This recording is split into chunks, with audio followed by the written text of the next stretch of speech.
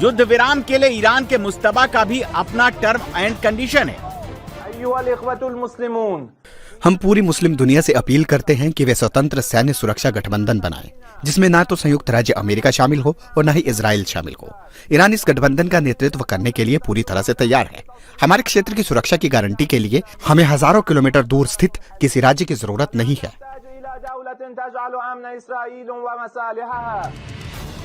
Middle east में Trump ने भले ही 5 दिन नो अटैक की पॉलिसी लागू की हो, लेकिन इंतकाम की आग में ईरान और इजराइल दोनों ही लगातार बारूदी बारिश करते जा रहे हैं। ईरान ने कुवैत पर ड्रोन हमला किया। हमले के बाद कुवैत इंटरनेशनल एयरपोर्ट पर फ्यूल टैंक में आग लग गई।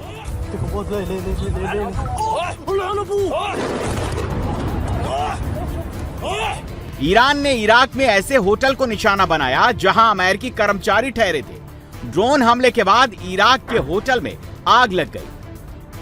आग की लपटें दूर से नजर आ रही थी।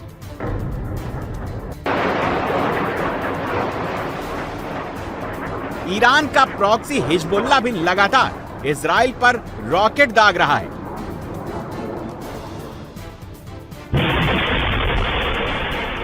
उत्तरी इजराइल के किरियात शहर के एक बिल्डिंग पर हिजबुल्लाह ने रॉकेट दागा है। सीसीटीवी में कैद इस तस्वीर में आप रॉकेट को बिल्डिंग से टकराते हुए देख सकते हैं।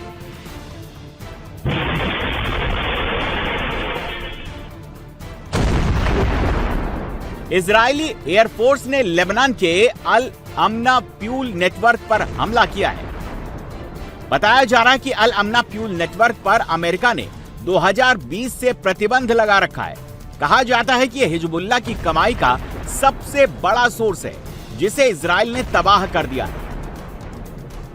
तेहरान में आईडीएफ ने आईआरजीसी के मिसाइल लॉन्चर्स को तबाह कर दिया है।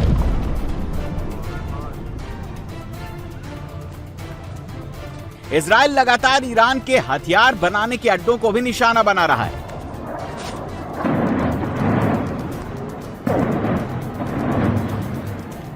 ईरान ने कज़वीन में मिलिट्री प्रोडक्शन हब को निशाना बनाया है। इजराइल के हमले के बाद बड़ा धमाका होता दिख रहा है।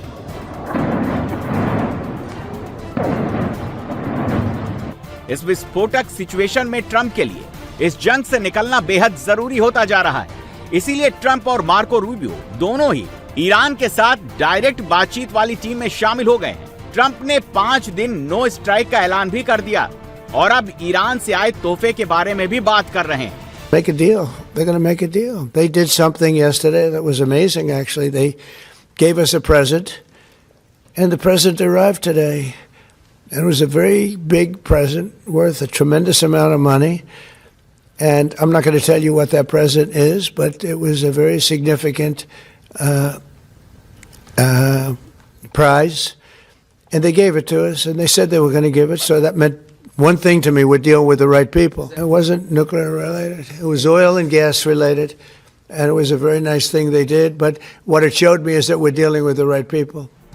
ट्रंप ने जंग रोकने के ऐलान के बाद कच्चे तेल के दाम में गिरावट दर्ज की गई है। सुबह सुबह क्रूड ऑयल की कीमतें 6% तक गिर गईं।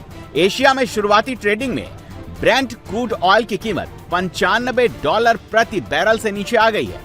अब पूरी दुनिया की निगाहें ट्रंप के ऊपर लग गई हैं कि ट्रंप इस जंग को कैसे खत्म करते हैं और कैसे अमेरिका ईरान इजराइल की जंग से बाहर निकलता है।